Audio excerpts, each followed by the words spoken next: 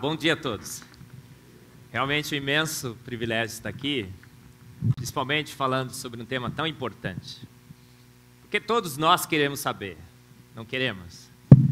Você quer saber de onde você veio, aonde você está e para onde você vai. E se você olha por aí, há uma certeza ampla, geral e restrita, que Darwin é absoluto.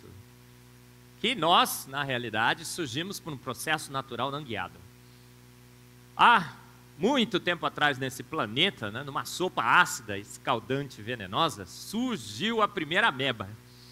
E essa ameba foi evoluindo, lenta, gradual e sucessivamente, até dar em você.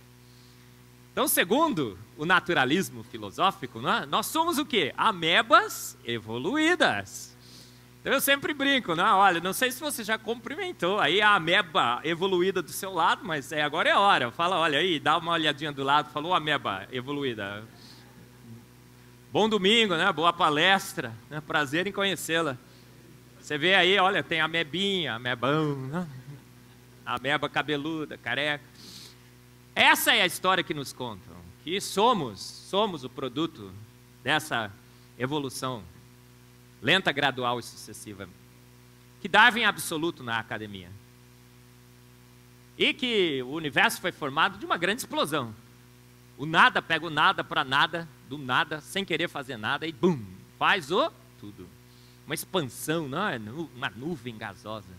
Essa é a história que nos contam. E nos contam também que isso é um consenso científico. Todo cientista crê nessa história. Absoluto. Não há um cientista sequer, que não contaria para você essa história, que não crê em Darwin, que não crê no Big Bang, que não crê no naturalismo filosófico. Um consenso científico hoje. E que, para nós, nos resta o consolo do quê? Talvez colocar Deus para guiar a evolução, talvez colocar Deus para guiar o Big Bang, não é? Ou então abandonar esse Deus e cair na real, na realidade dos fatos, dos dados científicos. Mas será que isso é verdade ou será que é fake news? Não é? Será que nós realmente temos evidências amplas, gerais e restritas para a evolução de Darwin? Ou será que existe uma teoria alternativa? Então essa é a primeira palestra que eu queria apresentar para vocês hoje. A teoria do design inteligente. Abandonando Darwin e seguindo os dados. Uma grande novidade científica hoje se mostra, ou nós temos hoje essa novidade científica na ciência, a teoria do design inteligente. Por mais de 150 anos, achamos que Darwin estava certo, que ele era absoluto, que realmente não havia mais necessidade de apelarmos para o sobrenatural, para um Deus que fez todas as coisas. E essa questão estava resolvida. Outro dia teve o Jonathan Wells, que veio aqui no Brasil, a gente estava querendo agendar várias palestras dele de design inteligente. Aí eu ligava em alguns lugares, e eles falavam assim, olha, a gente não está interessado. Aí eu falei, por que vocês não estão interessados? Porque essa questão para nós já está resolvida. Há uma percepção, então, de que Darwin é absoluto. Mas chegou a hora de reavaliarmos essa teoria. Chegou a hora de seguirmos os dados e abandonarmos os boatos. Porque o grande chefe da ciência, quem seria? Outro dia a gente estava discutindo isso. Quem seria o grande chefe da ciência? Está vendo ali? Será que é Darwin, Dawkins, Einstein, o Papa? Outro dia o Papa falou alguma coisa, o pessoal falou assim, Marcos, mas até o Papa. Ele disse o seguinte, o Big Bang e a evolução são fatos ocorrendo e tudo mais. Eles vieram para mim e falaram assim, Marcos, até o Papa. Eu falei, peraí, mas o Papa? Não é? Darwin, Dawkins, quem é o grande chefe científico? O grande chefe da ciência é esse sujeito aqui, que eu costumo dizer que ele tem um nome e um sobrenome. O nome dele é dados e o sobrenome, científicos. Professor, doutor, dados científicos. Então, seguindo os dados, seguindo as novas evidências, chegou a hora de reavaliarmos essa posição. Então, se você vai assistir um filme lá, um documentário no Discovery Channel sobre a sua origem, o que eles vão fazer? Eles vão passar esse filme, Você fala, nossa, é verdade, até gravaram em vídeo, não é? Toda a minha história. Eles vão dizer o quê? Olha, Se devemos seguir as evidências científicas, o que aconteceu nesse universo? Há bilhões de anos atrás, existia o quê? Existia nada, o nada. Aí eu sempre brinco, né? Pensa nesse nada que existia há bilhões de anos atrás. Você consegue pensar nesse nada? Pensa no nada. Não dá para pensar no nada, porque se você pensa em alguma coisa, você já está pensando em alguma coisa, não é nada. Então é até difícil de pensar, de descrever. Mas eles dizem que há bilhões de anos atrás não existia nada, absolutamente nada. E esse nada, querendo fazer o quê? Nada, porque o nada não quer fazer nada, né? E esse nada, qual era a intenção dele? Nenhuma, né? Porque nada não tem intenção, não quer fazer nada. E esse nada pega agora o quê? Não tinha matéria, não tinha energia, não tinha espaço, não tinha tempo. Esse nada pega o nada, para nada, do nada, e bum, faz o tudo. Uma grande explosão, uma expansão, né? Os físicos vão descrever isso de uma forma um pouco mais detalhada, né? Acadêmica. Mas é Big Bang, né? Uma grande explosão, uma expansão. Cria agora a matéria, cria energia, cria o tempo, cria o espaço. E uma nuvem gasosa em expansão se forma agora, e essa nuvem gasosa em expansão está se expandindo contra o quê? Contra o nada. E eu sou químico, não é? O André falou um pouco aí sobre a minha carreira. Nasci como químico, acho que migrei um pouco para bioquímica. Hoje sou um pouco de tudo, não é? Como espectrometrista de massas. E a gente estuda isso em físico-química, dinâmica de fluidos. Átomos de hidrogênio e hélio, expansão contra o nada, deveriam continuar em expansão contra o nada por quanto tempo? Forever and ever. Eternamente. Mas agora eles dizem que essa nuvem gasosa em expansão forma o universo. Gente, gás. Você sabe o que é gás, né? Vamos fazer um exercício. Todo mundo aí, vai. Levanta a mão e abana o que está em cima de você, assim, ó, bem rápido. Todo mundo, hein? Tem uns aí que não estão fazendo. Tá bom, tudo bem. Tá bom, chega. Gente, você abanou o que está em cima de você? Isso é um gás. Gente, imagina, gás. Agora está um pouco diferente, né? Agora nós temos hidrogênio e oxigênio, mas o gás que formou o universo era de hidrogênio e hélio. Agora um gás em expansão contra o nada tem a obrigação de formar o universo. Sofisticado, diversificado, com planetas, estrelas, asteroides, cometas, com sistemas solares magníficos, finamente ajustados.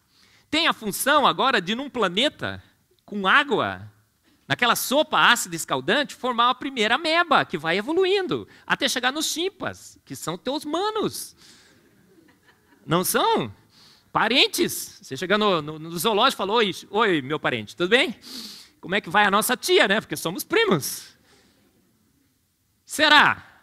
Olha essa história, mas tem problemas? Problemas seríssimos, eu discuto isso no Fomos Planejados, não é? O que acontece? Outro dia eu estava em um congresso na Suíça, fui lá no CERN, com o pessoal todo da espectrometria de massas. Na época eu era o presidente, me colocaram bem na frente, assim, senhor presidente. E aí o rapaz falou assim, olha, aqui nós descobrimos a origem do universo. Só que tem alguns probleminhas. Metade do universo sumiu, a antimatéria. Olha, a gente sabe onde está 4% da matéria, o restante a gente não sabe onde está, 96% da matéria sumiu, então é a matéria escura. Aí eu brinco, né? A matéria escura é o grande saci pererê da ciência. Todo mundo sabe que existe, mas ninguém nunca viu. Problemas seríssimos, não é? Aí agora, essa nuvem gasosa em expansão tem a obrigação de formar os elementos mais pesados, porque só tinha hidrogênio e hélio. O que acontece então? Essa nuvem gasosa em expansão tem que ser contraída para formar estrelas. Estrelas são grandes massas de gás sobre alta pressão e temperatura. Então nós vamos fazer outro exercício. Vocês estão preparados aí? Pega esse gás, que é o seu tataravô, certo?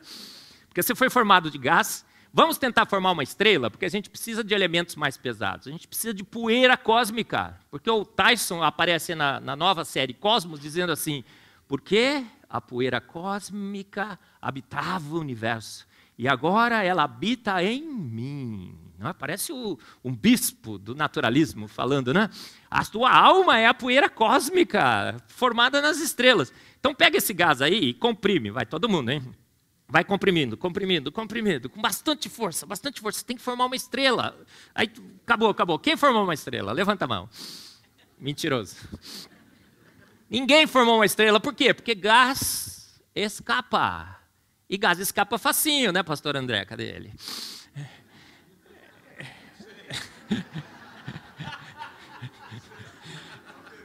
É uma pergunta complexa. Gente, mas agora gás formado de átomos de hidrogênio e hélio. Átomos, nem de moléculas nós temos ainda, porque molécula você precisa de 2 átomos de hidrogênio em rota de colisão. Eles não estão em rota de colisão, eles estão numa rota divergente. Agora, esse gás precisa formar estrelas. Você precisa comprimir esse gás. Porque a gravidade age quando você tem uma estrela formada, mas antes de formar a estrela, você não pode apelar para a gravidade. Você tem átomos de hidrogênio e hélio se expandindo contra o nada. Aí eles dizem o seguinte, olha, sabe o que aconteceu? Flutuações de densidade criaram essas estrelas.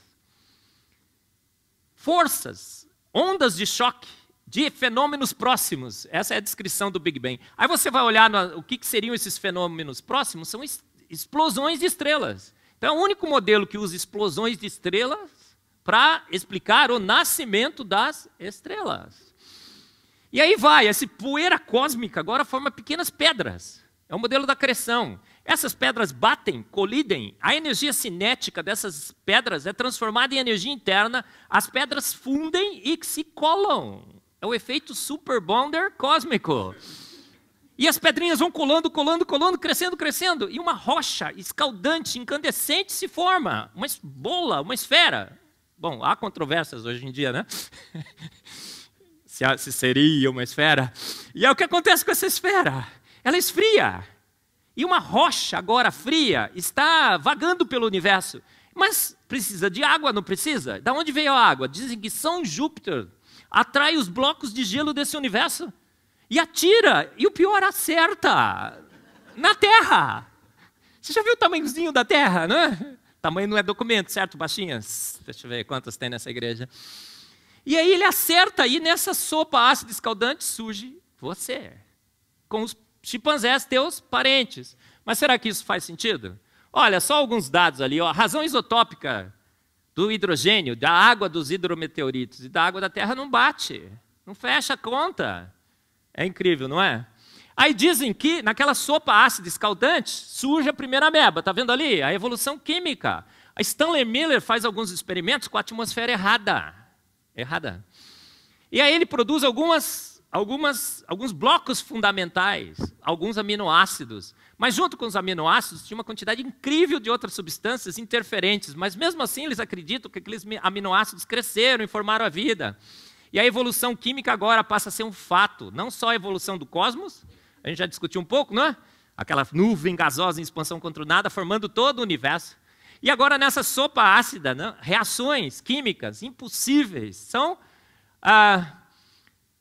tidas como uma verdade absoluta. Olha, não sei quantos aqui sabem química. Quem é químico aqui? Levanta a mão, deixa eu ver.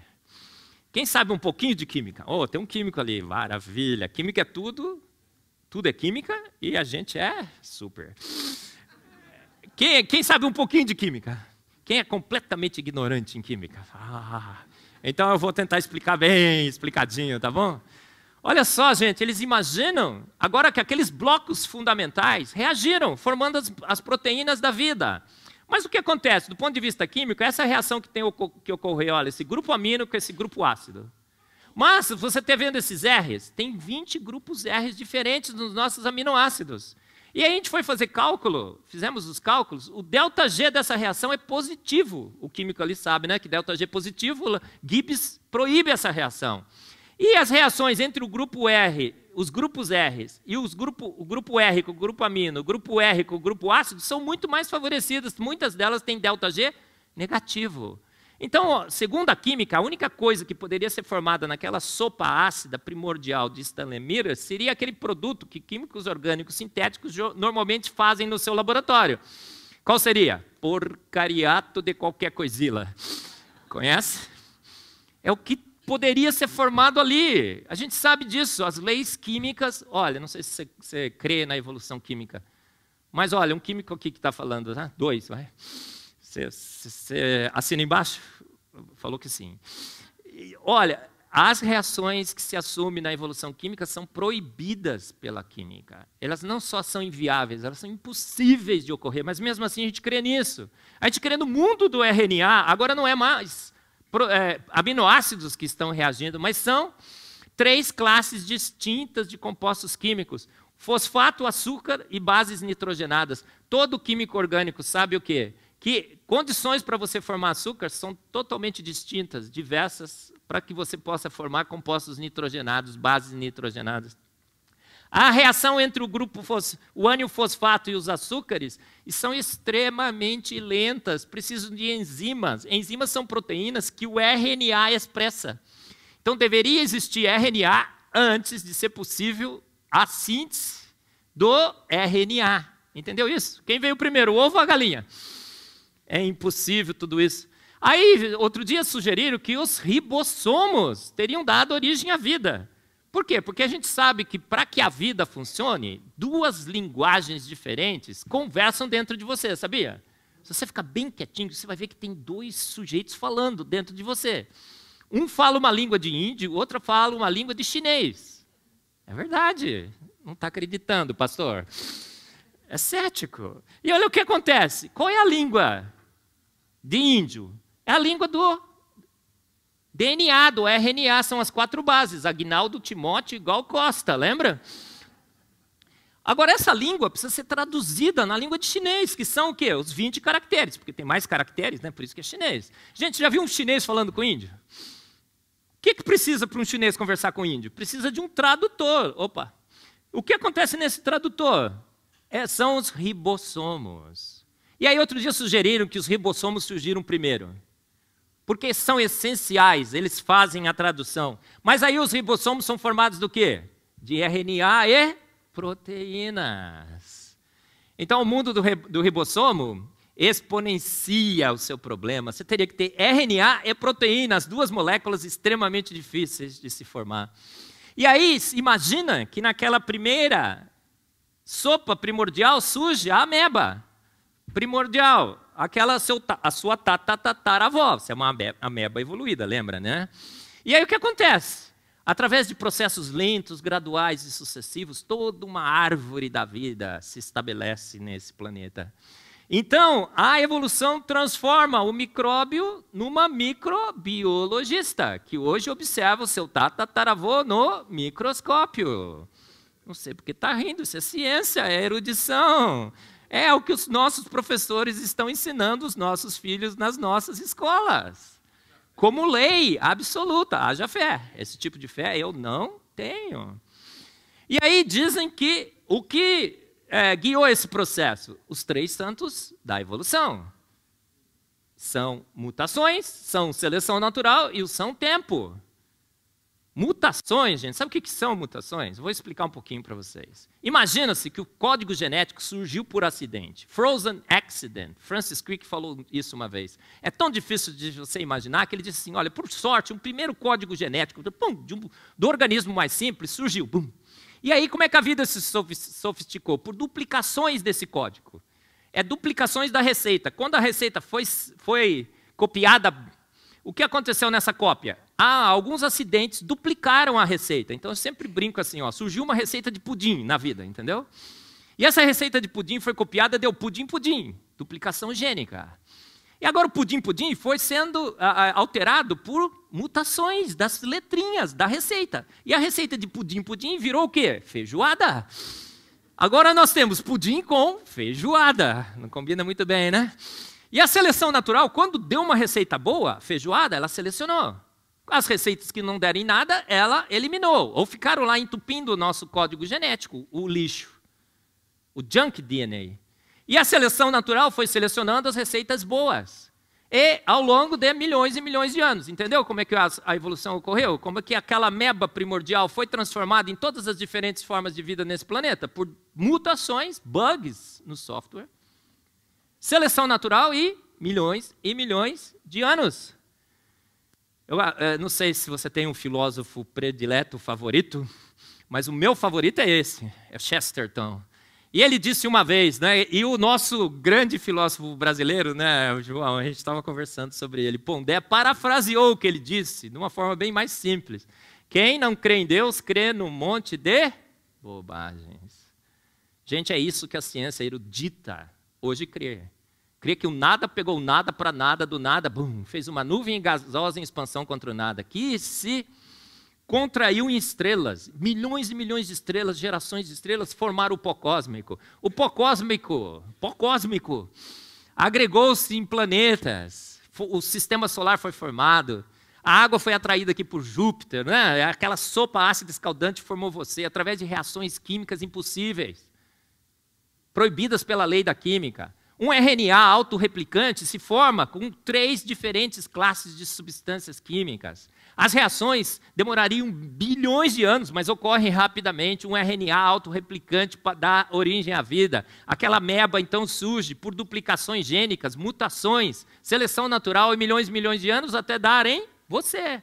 Gostou da sua história, irmão? Se gostou, diga amém. Essa é a história que contam por aí, não é? Há uma certeza tão grande de que Darwin é absoluto que a gente tem até a coragem de escrever reportagens e colocar na capa essas matérias aí, né? Olha só, em 2007, eu era professor da Unicamp, tinha um laboratório lá bem legal,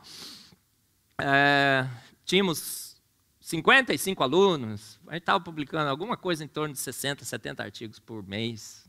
Mês não, ano. Exagerou, né, pastor? E aí a gente estava bem feliz, né? Eu, naquele tempo, me considerava um evolucionista teísta. Eu achava que a evolução era fato, Deus existia, então Deus tinha guiado a evolução. Estava de boa, né? Durante a semana ia na ciência, domingo eu vinha na igreja e estava de boa. Até que essa capa surgiu. Foi publicada pela super interessante Darwin, o homem que matou Deus. É tanta certeza de que isso é verdade que a gente, inclusive, acha que Darwin matou Deus. O que ele fez? Ele eliminou a possibilidade da intervenção divina. Não precisamos mais apelar para o sobrenatural. E agora a gente vai explicar tudo à luz da evolução. Outro dia eu estava num debate na Universidade Federal do Rio Grande do Norte. A professora chegou e foi dar a palestra, era um debate, antes de mim, né? E ela falou o seguinte: olha, a evolução é fantástica, é incrível. Olha, mas tem algumas coisas que a gente não explica à luz da evolução. O homossexualismo, não dá para explicar. À luz da evolução, não. O cuidado do mais fraco. A gente não deveria cuidar das crianças com síndrome de Down, certo? Tem alguns países que já têm legislação que te obriga a abortá-los. O suicídio, não faz sentido. Você deve preservar a vida. E a adoção de filhos dos outros. E ela disse o seguinte: a gente não consegue explicar à luz da evolução, mas eu sei que é a evolução que fez isso. Então eu continuo investigando para achar como. Olha só a certeza que a gente tem. Mesmo que a gente percebe que a evolução não poderia fazer algumas coisas, como essas 4 características, né, da raça humana, vamos dizer assim, mesmo assim, a gente tem tanta certeza que foi ela que fez que a gente continua investigando. Mas, o que nós então temos hoje? É uma certeza tão grande que a gente diz o seguinte: olha, é um consenso científico a evolução. 99% dos biólogos aceitam a evolução. É verdade ou mentira isso? Muitas pessoas repetem isso, né? Inclusive entre nós. 99% dos biólogos aceitam a evolução.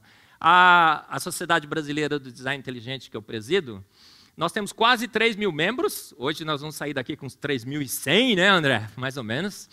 E eu vou dar as condições depois para você se inscrever lá. A maioria dos nossos membros são biólogos. Nós temos a lista dos dissidentes de Darwin, mais de 1.000 grandes acadêmicos no mundo, gente de academia de ciência, gente com um prestígio acadêmico muito alto. E a nossa estimativa no design inteligente é que hoje já aproximadamente 1/3 dos biólogos já duvidam de Darwin. Mais lei do que a lei da gravidade, né? A gente acha que tem uma quantidade imensa de evidências corroborando a teoria. Será que isso é verdade? Inúmeras evidências genéticas, morfológicas e no registro fóssil. Os hominídeos estão por aí, né, para provar que a evolução ocorreu. Vírus e bactérias evoluem. Evolution in action. Você já ouviu falar sobre isso, não é? Os órgãos vestigiais, nós temos um monte. Você não tem o cóccix, o apêndice? Você não quer cortar o apêndice? Você não tem as amígdalas? Não é melhor extrair? Os músculos que mexem as suas orelhas? Teve outro dia o Jerry Cornyn falou sobre isso. 98% de semelhança com chimpanzé. Será que é verdade isso, gente? Essas ideias passam a ser questionadas quando esse homem, em 1993, Philip Johnson, reúne em Pajaro Dunes, na Califórnia, um grupo de malucos beleza. Malucos beleza, né? Lembra da música? Enquanto você se esforça para ser um sujeito normal e fazer tudo igual, eu do meu lado aprendendo a ser louco, um maluco total, uma loucura geral. Quem escreveu essa música? Todo mundo sabendo, hein, pastor? Raul Seixas. Era maluco, mas ela era grande, né? Eu gosto das músicas. E aí os malucos belezas do design inteligente se reúnem pela primeira vez em Pajaro Dunes, na Califórnia, Philip Johnson. E o que ele faz? Ele coloca Darwin no banco dos réus. E ele, à luz das estratégias jurídicas, ele avalia a teoria da evolução. E qual é a conclusão desse livro? Darwin é achado culpado por propor uma teoria sem evidências. Não sei se você já leu o livro, ele diz o seguinte: eu não tenho evidências, eu tenho duas propostas. Variações, filtradas pela seleção natural, criaram a vida, sofisticaram a vida. E a ciência, à luz do iluminismo, do positivismo da época, compra essa ideia. E hoje, até hoje, nós temos o quê? Duas propostas, sem evidências científicas. E então, em 1993, esse livro lança para o mundo, ele foi traduzido, Darwin no Banco dos Réus, você pode comprar em português também. Abala, causa uma convulsão, não é? Geral, ampla e restrita na ciência. Uma teoria sem provas foi aceita, e esse livro mostra isso claramente. Em 1993, então um grupo de cientistas das mais diferentes posições filosóficas e teológicas se reúne pela primeira vez em 1993. No começo do ano teve um congresso lá comemorando os 25 anos do encontro, eu tive o privilégio de estar lá entre eles, foi muito legal. E a teoria do design inteligente, então, é lançada para o mundo.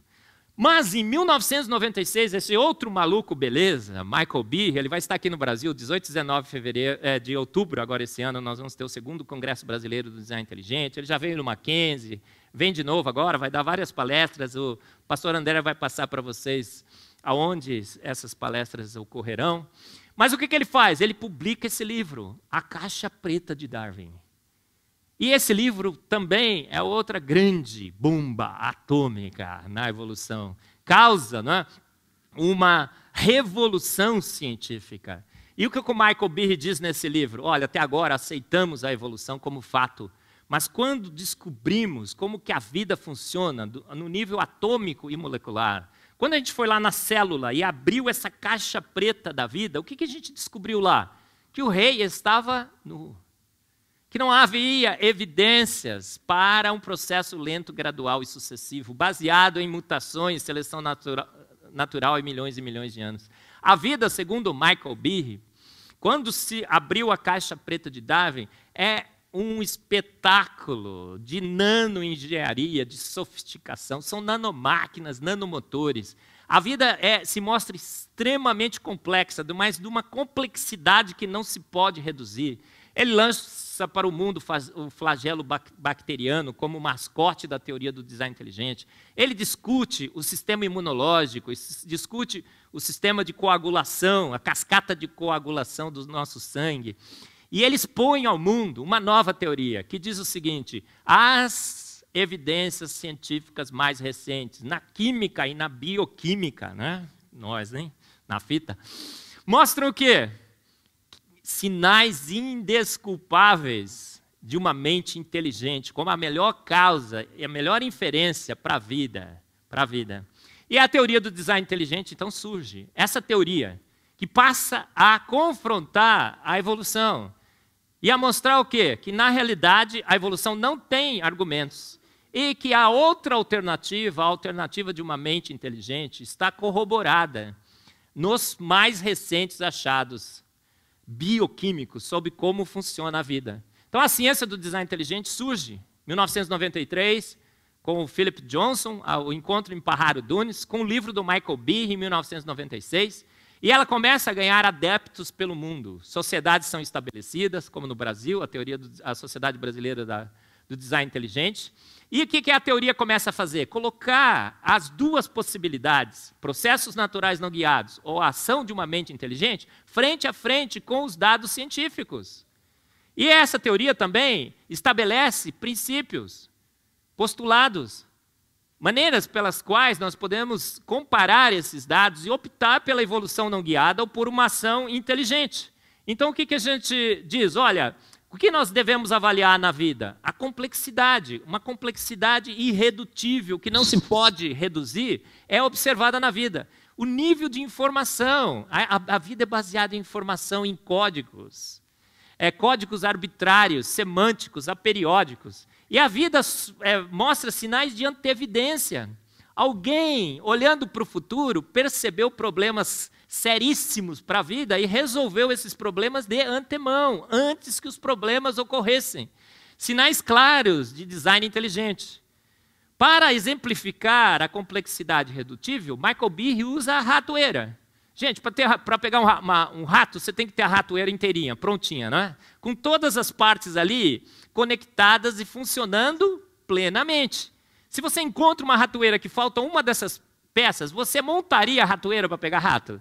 Não, porque você sabe que ela não funcionaria. Então, essa é a forma didática que Michael Behe encontrou para exemplificar o conceito da complexidade redutível. Ele diz, a vida é como uma ratoeira. Ou você tem todas as partes lá, prontas, funcionando sincronizadamente, encaixadas uma com as outras, já numa sinergia, tudo pronto e funcionando e planejado para pegar um rato, ou você nunca pegaria um rato.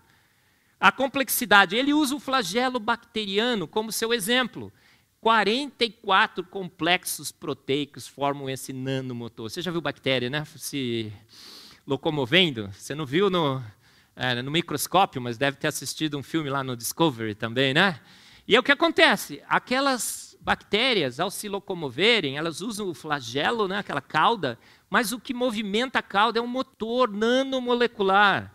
Esse motor é formado por 46 complexos proteicos. Ele roda a 100 mil RPMs. Sabe o que é 100 mil RPMs?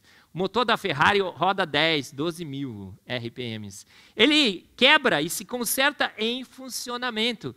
Ele inverte o sentido da sua rotação em 1/4 de volta. É uma turbina, mas ele faz assim, ó, entendeu? Entendeu, né, pastor?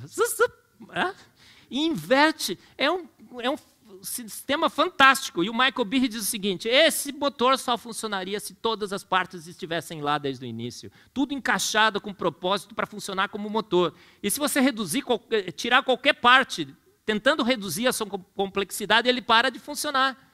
É um sistema de complexidade que não se pode reduzir, a complexidade irredutível. E ele diz o seguinte, é só um motorzinho? Não, a vida é baseada em N, uma quantidade imensa de nanomáquinas e nanomotores, e tudo tem complexidade irredutível e a gente precisa de tudo. Olha, para produzir energia, você precisa de ATP sintase. Para produzir proteínas, você precisa de ribossomos, essas máquinas de tricotar proteínas. Para transportar cargo dentro de você, você precisa de robôs nanomoleculares. Sabia que tem um monte de robozinho nanomolecular andando dentro de você agora? Você está sentadão aí, calminho, né? Você fica achando que não está acontecendo nada. Milhões e milhões de robôs nanomoleculares estão andando dentro de você, com perninhas, bracinhos, transportando partes de nanomotores e nanomáquinas dentro de você. Aí eu até brinco, né? Eles correm com uma velocidade imensa que fazem uma cosquinha. Isso você fica bem paradão agora? Fica bem paradão aí, João. Bem paradão, não se mexe, nem pisca o olho. Você vai sentir essa cosquinha. Está sentindo a cosquinha, irmão? Não está? Falta de fé. Gente, informação arbitrária. O livro do Stephen Meyer, a gente está traduzindo agora no Discovery Mackenzie, Signature in the Cell. DNA and the Evidence for Intelligent Design. O DNA é um espetáculo absolutamente inteligente de informação. Arbitrária. Arbitrária, assim, alguém decidiu fazer daquele jeito. Não haveria como, né? CTA igual a valina. Você vai lá no código, está assim, CTA igual a valina. Que tipo de força intermolecular ou intra ou intermolecular você pode apelar para dizer que CTA é igual a valina? Nenhuma. Alguém foi lá e decidiu, CTA é igual a valina, pronto, e acabou. É minha decisão, uma decisão arbitrária. O código da vida, o ribossomo, eu já falei para vocês, não é? Você precisa necessariamente estabelecer a lógica da sua codificação de uma forma arbitrária. Quem criou o código ASCII? Quem sabe? Quem criou o código Morse? Samuel Morse. O código ASCII? Benedito ASCII? Não, não foi. Código de barras. O QR Code. Mentes inteligentes. O código que você tem dentro de você é o melhor de todos os códigos. Ordens e ordens e ordens e grandeza melhor que todos esses códigos que eu acabei de mencionar. Então, quem criou uma mente extremamente inteligente. Essa é a argumentação. Então, quem veio primeiro, gente? O ovo ou a galinha? Toda essa maquinaria necessária deveria estar lá desde o início. A vida foi feita pronta, não lenta, devagar e sucessivamente. Esquece o Deus do devagarinho, tá bom? A coisa foi feita pronta, as evidências são todas de que tudo foi feito pronto, tudo deveria estar lá desde o início no universo, tudo deveria estar lá do ponto de vista químico, tudo deveria estar lá do ponto de vista bioquímico, para que o universo e a vida se estabelecessem. Anteevidência genial. A capacidade que somente os inteligentes têm de prever problemas futuros. É o tema do meu segundo livro, vou falar na segunda palestra bastante sobre isso. Só vou dar um exemplo de anteevidência genial. Pensa bem. No dia que você nasceu, um ato de anteevidência para lá de genial ocorreu. Nasceu não, foi gerado. Por quê? Porque sua mãe mandou um óvulo, certo?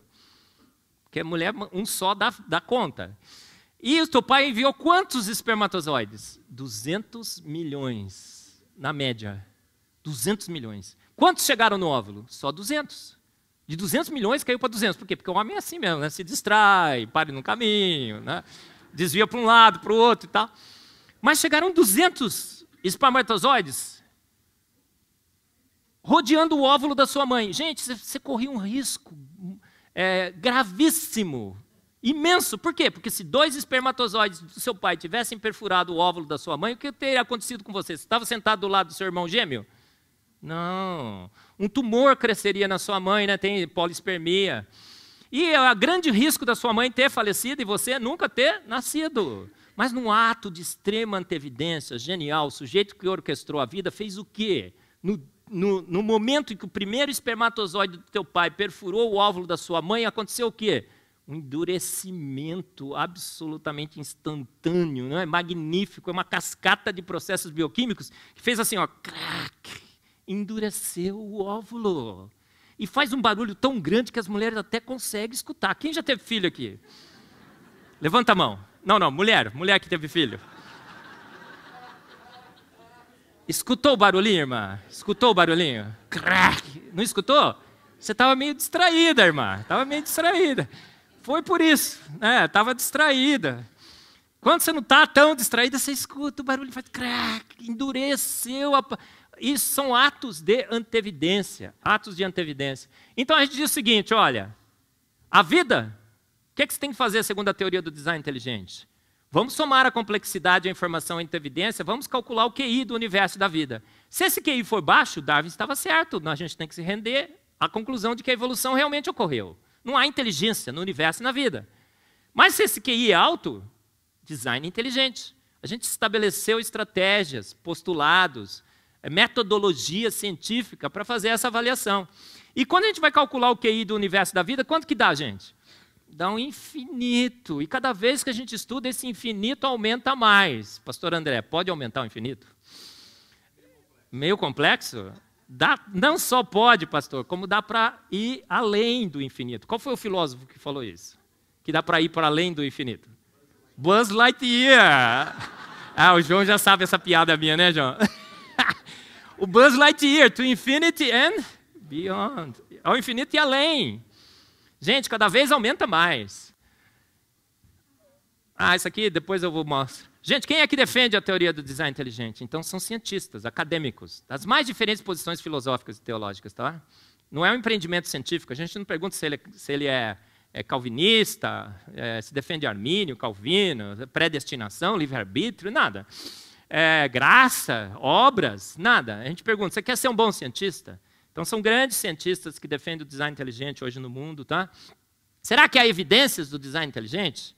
Olha, se a gente vai no registro fóssil, o que acontece? É a grande pedra no sapato de Darwin. A vida parece pronta no registro fóssil.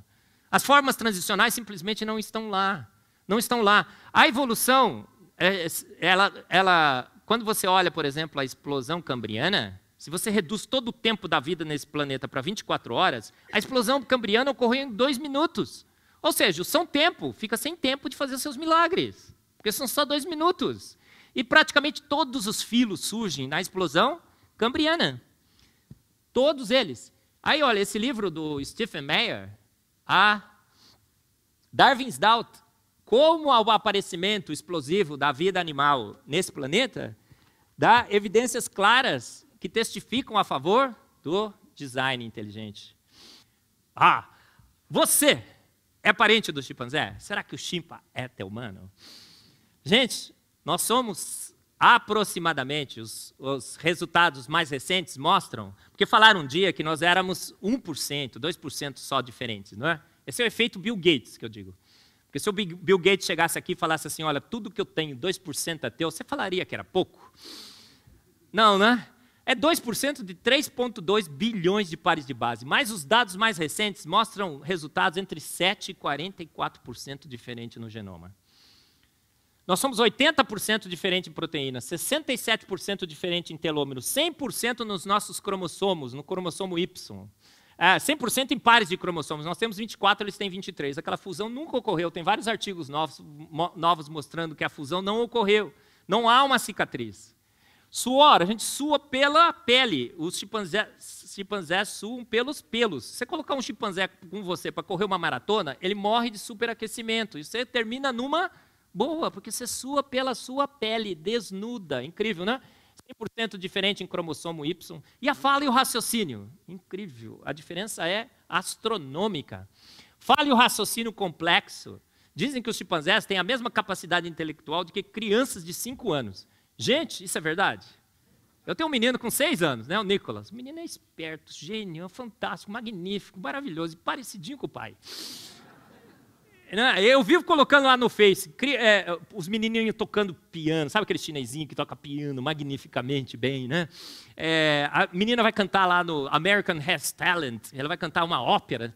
O que você vai cantar, menina? Ela fala assim, ópera. Aí fala, ixi, ninguém dá a menina abre a boca, né? E uau, tem gente que se ajoelha, né? Por quê? Porque somos ordens e ordens de grandeza superiores aos chimpanzés do ponto de vista intelectual. Não é assim? Acho que agora você vai ter que ir trocando para mim aí. Próximo. A habilidade de fazer previsões. A evolução disse que o nosso DNA estava cheio de lixo. Havia redundância no código genético e tinha bad designs. É verdade ou mentira? O projeto Genoma Encode terminou. A gente tem lixo no nosso DNA? Absolutamente não. Descobrimos que o lixo não é lixo, é meta-informação. É informação de como se usar a informação. Incrível, não é? Tem esse livro do Jonathan Wells, O Mito do DNA Lixo, mostrando como todo o nosso DNA é funcional. Olha, são 64 códons. 4 letras combinadas 3 a 3, dá 64 combinações, 64 senhas, mas são só 20 aminoácidos. Disseram o seguinte, a evolução é redundante. Ela é exagerada mesmo, ela não tem obrigação de ser econômica.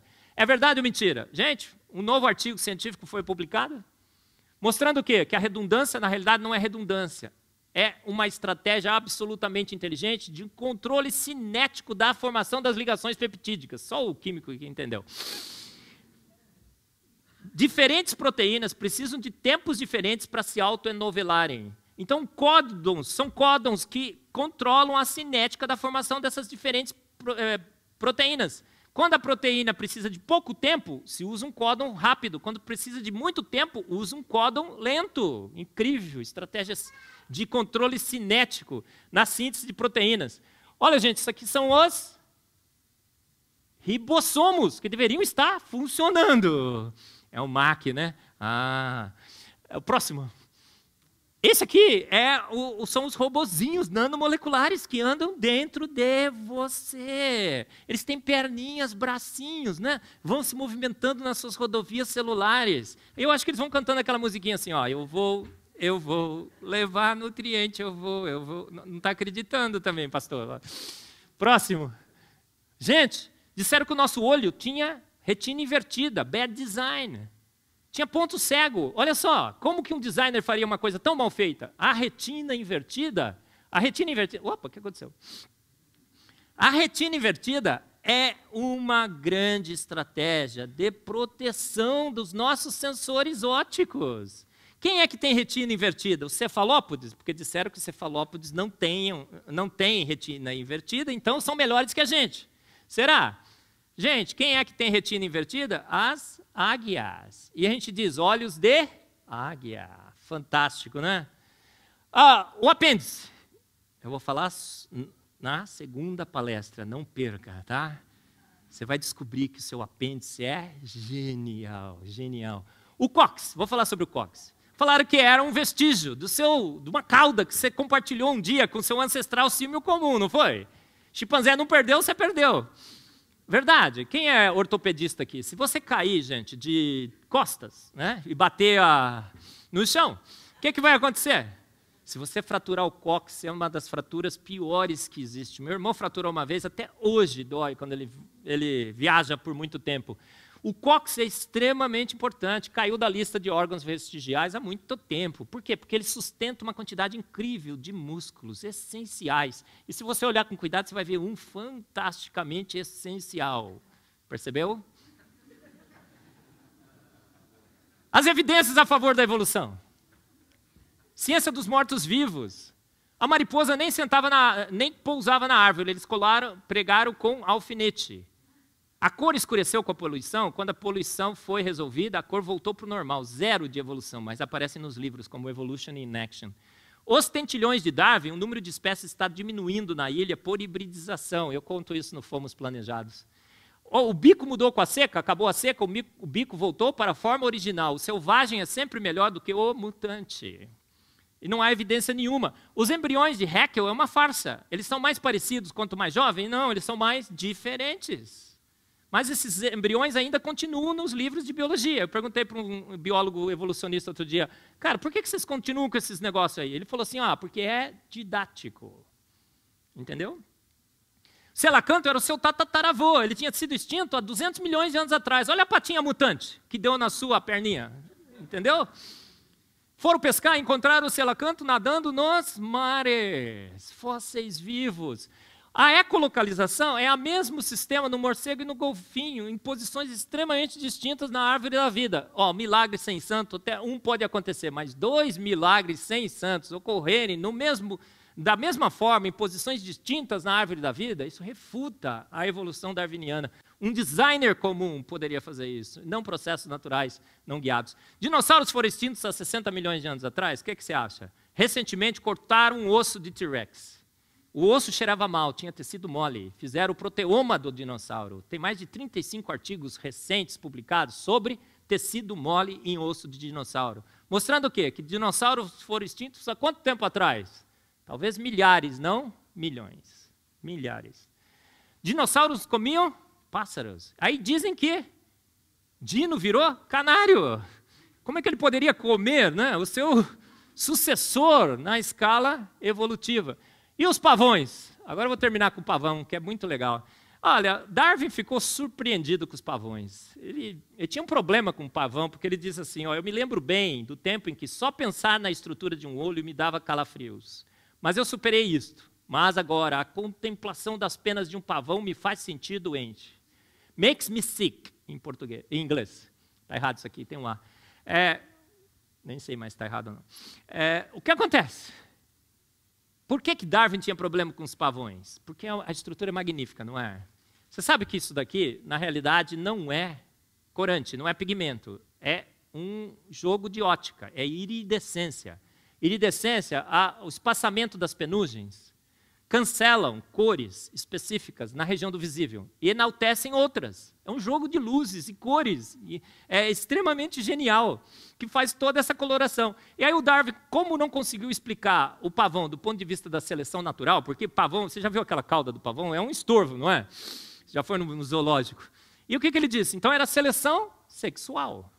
As fêmeas foram olhando os pavões, cada vez mais coloridinhos, e foram selecionando os pavões coloridos e deixando-os sem cor de lado. E aí, por seleção natural, essa cauda surgiu. É verdade ou mentira? Vou fazer uma pergunta só para as mulheres de novo. Homem, não respondam. Mulheres, se entrar um rapazinho todo apavoado, colorido, vocês vão dar preferência? Mulher escolhe o quê? Cara forte, né? Bonito, com bom cartão de crédito, não é assim? Não? Não, mulher não gosta de dinheiro, mulher gosta de gastar dinheiro. É bem diferente. Gente, fizeram uma pesquisa com as pavoas, deu o óbvio. O que as pavoas selecionam no pavão? A cor da cauda? Não, elas não dão a menor bola. o artigo, eu comento no Fomos Planejados, elas escolhem o pavão que tem o melhor acoustic signaling. Sabe o que é acoustic signaling em bom português? Boa cantada. Por isso que tem tanto homem feio casado ou namorando mulher bonita. Dá uma olhada ali, olha que coisa horrorosa, aquele ali, então, meu Deus. Né? Bom de papo, não é? Bom de conversa. Entendeu? Tem uns homens me olhando feio aí, gente. Conclusão. Toda a ciência sofre sobre nossas origens, está errado aqui, terá profundas implicações filosóficas e teológicas. Um dia cremos que Darwin era absoluto, que evoluímos lenta, gradual e sucessivamente, que Deus usou um grande processo de uma explosão e acertou as condições iniciais para que o universo pudesse se formar. Se ele fez isso, ele errou na receita, porque as forças naturais não poderiam ter criado o universo. Então, a evolução se estabeleceu sem resistência e sem provas, e depois de 150 anos, continua sem elas. Mas há uma grande novidade. A teoria do design inteligente surge, agora a evolução tem uma adversária, a altura, o embate se estabeleceu, o debate. E o que está acontecendo? A TDI está vencendo esse embate, de goleada. Por quê? Porque estamos seguindo Darwin e abandonando os dados? Não. Estamos seguindo os dados e abandonando Darwin. Há hoje evidências científicas de um ser de extrema inteligência que fez o universo e fez a vida e os fez prontos. Legal, não é? Muito obrigado pela sua atenção.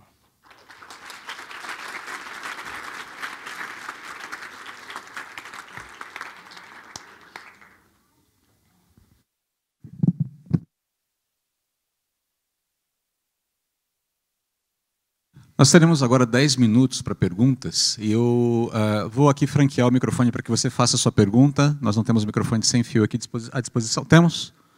Não? Esse aqui? Não. Esse aqui? Sim. Ok.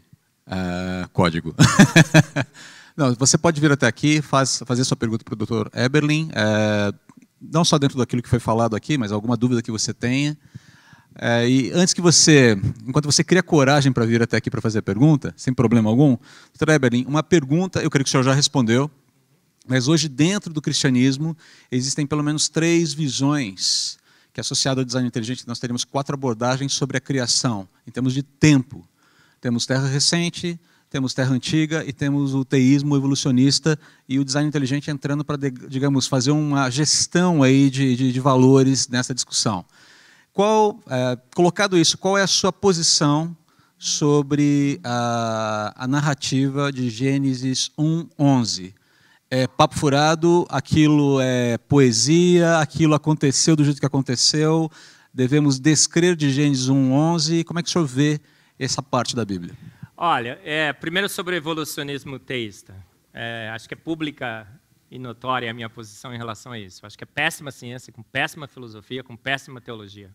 Já fui um evolucionista teísta por mais de 25 anos. Quais são os pressupostos da teoria do evolucionismo teísta? O argumento cosmológico. A evolução é fato. O Big Bang é fato. Deus existe, portanto, Deus guiou o Big Bang e a evolução.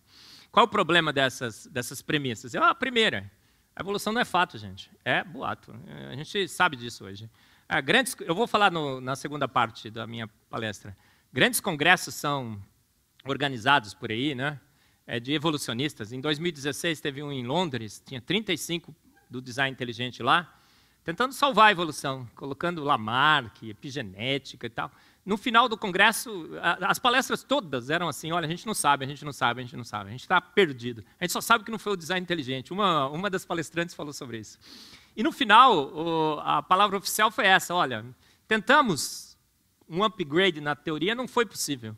Então nós temos que continuar procurando evidências para a evolução darwiniana. 150 anos, eles fazem um congresso tentando remendar a teoria, e a conclusão é que não tinha evidências e que eles têm que continuar procurando.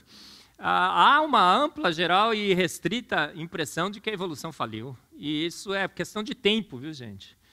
Nós, no design inteligente, dizemos assim, viva bastante e você verá a vitória do design inteligente. As evidências são todas hoje, voltando para a boa e velha ciência, né? Os nossos pais, os pais da ciência, sempre tiveram a mesma impressão que a teoria do design inteligente hoje diz ter, de que o universo e a vida foram feitos, prontos por uma mente extremamente inteligente. Então, esse compromisso que você fez, esquece, não precisa fazer mais. Eu digo assim, a gente emprestou o nosso Deus, pede ele de volta. Para o evolucionismo teísta. Agora, sobre o tempo, quanto tempo que a Terra tem, dentro do design inteligente a gente não discute essa questão. Por quê? Porque o design inteligente é uma teoria minimalista que só quer discutir qual é a causa primeira do universo e da vida. O pessoal fala, só uma questãozinha que vocês querem discutir? Puxa vida, dá um trabalho danado, né? E isso é o que nos une a essa discussão. Agora, quanto tempo, cada um dentro do design inteligente tem uma posição diferente. Mas fora do design inteligente tem uma posição diferente. Tem gente que acha que o universo é antigo e a Terra é antiga, tem gente que acha que o universo antigo e a Terra jovem, tem gente que acha que a Terra jovem e o universo é jovem. São uns malucos, beleza, né? A pior espécie de criacionista é essa, né? Criacionista de Terra jovem, que sou eu. Eu acho que quando eu coloco... Para mim não faz muita diferença, mas quando eu coloco as evidências frente a frente com as posições que a gente pode ter, eu acho que tem argumentação boa dos dois lados, mas eu acho que os argumentos são melhores para um universo jovem e para uma Terra jovem. Um dia eu vou escrever um livro, milhares, não milhões. Mas vou deixar para o finalzinho, porque aí eu vou apanhar bastante mesmo. E aí eu já estou meio cansado de apanhar, né? Então não vou apanhar tanto agora, né? Deixar mais para o final. Mas, olha, você vai nos Alpes, tem restos de animais marinhos. Não pode, não deveria ter, não é? A Lua se afasta da Terra lá a 4 centímetros por ano. Você regride 500 milhões de anos, não tem mais vida nesse planeta. O Sol está esfriando, esquentando. Então, há 500 milhões de anos atrás, a temperatura média do planeta seria 0 graus Celsius. Isso não faz sentido. Eu acho que os argumentos têm dos dois lados. A luz que chega das estrelas, né, milhões e milhões de anos, é um bom argumento, eu acho. Mas, se você coloca os dois na balança, se eu tivesse 2 portas, estava pegando fogo, e teria que sair por uma delas, eu saía pela Terra jovem. Tá? Aqui um corajoso aqui, para fazer uma pergunta aqui. Apresente-se e faça a sua pergunta. Numa boa, ele tá coração disparado, tadinho. Vamos lá. Cadê os dinossauros? Muito bem. Fantástica a sua pergunta, garoto. Cadê os dinossauros? Olha, por muito tempo nós acreditamos que há 60 milhões de anos um grande asteroide bateu aqui nesse planeta, né? Porque catástrofe naturalista pode, catástrofe criacionista não pode. E os dinossauros foram extintos. Gente, teria extinto tudo, né? E que havia evidências e mais evidências de que eles teriam sido extintos há 60 milhões de anos atrás. Até que um infeliz, a Mary Schwartzman, acho que é o nome dela, uma paleontóloga nos Estados Unidos, mandou buscar um osso de T-Rex. E o sujeito foi buscar com um helicóptero. Parou lá, quando foi pôr o osso dentro do helicóptero, como é que ele chama? Edric. Ele foi colocar o osso de T-Rex dentro do helicóptero, o que aconteceu? Cabia? Não. Aí o infeliz, pela primeira vez na história desse planeta, serrou um osso de T-Rex. Você não faz isso, né? Como serrar uma Ferrari no meio. E aí, o osso, quando chegou no laboratório, a Mary Schwartzman falou, não, serraram o meu osso? Nossa, cheira mal. Fizeram o proteoma do dinossauro. Alguns aminoácidos, os que se degradam mais rapidamente, estavam intactos. Acharam um monte de outros ossos, cortaram, tinha tecido mole. Outros animais, um bicho, outro dia que se acreditava 500 milhões de anos ele estaria extinto, a estrutura orgânica do olho estava intacta. Intacta. Quantos bichos, né, estão achando por aí? Então, aí o pessoal falou assim, né, foi um super conservante que conservou essa proteína 60 milhões de anos, gente. Proteína no meio ambiente. Melhor de todo mundo, né? A Lola que fala, né? Super mega melhor de todo mundo. Você assiste a Lola, né? Aquele desenho fantástico. E aí, não pode, porque raios cósmicos, por exemplo, a gente sabe que incidem sobre o nosso planeta, entram no solo e atingem os fósseis. E os cálculos são que não pode durar mais do que 500 anos a carne dentro de um osso. 500 anos. Então, 1/3 do planeta nunca foi inspecionado. O Adalto fala muito isso no livro dele.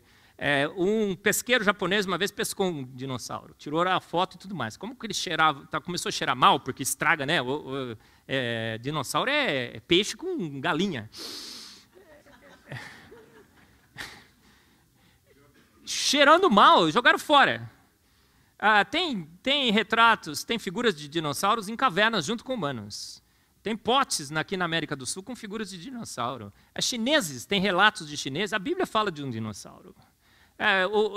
Tem relatos de chineses que o pessoal chegava lá e falava assim, olha, tem um monstro numa caverna do chinês. E chegavam lá, descreviam um monstro, era um dinossauro. Então acredita-se que os chineses foram os últimos a conviverem com dinossauro. E comiam todos na sopinha, né? Chinês, né? Brincadeira essa da sopinha. Mas, então, não sei, pode ser até que tenha um dinossauro por aí. Outro dia teve um documentário no Discovery, um cara lá na Indonésia, umas tribos indígenas, eles descreveram um bicho. E aí cada um descrevia de uma forma um pouco diferente, mas toda coerente. Porque é uma das grandes estratégias que você pode confrontar testemunhos. Né? Eles não podem ser iguais, mas eles têm que ser coerentes. Aí o cara falou assim, nossa, os testemunhos são coerentes, parece que esse bicho existe. Ele ligou para um paleontólogo e falou assim, estou caçando um bicho aqui que os indígenas descrevem assim, assim, assim. Que bicho que eu estou caçando? Um dinossauro de tal espécie, não lembro qual era. O cara falou, um dinossauro, 60 milhões de anos? O paleontólogo do outro lado, no Discovery Channel, falou, o selacanto tinha sido extinto há 200 milhões de anos, acharam? Então, quem sabe, né? Acha um dinossauro por aí. Isso é ilusão, totalmente maluco, você pode me internar, não tem problema. Mas eu acho que, por exemplo, que seria muito legal se o monstro do Lago Ness fosse encontrado, né? E fosse um dinossauro. Olha que ideias, né? Então, olha, não perca as esperanças. É pequenininha, viu? É Edric. Mas pode ser que tenha um dinossauro por aí. A chance é pequenininha, mas não é zero, tá?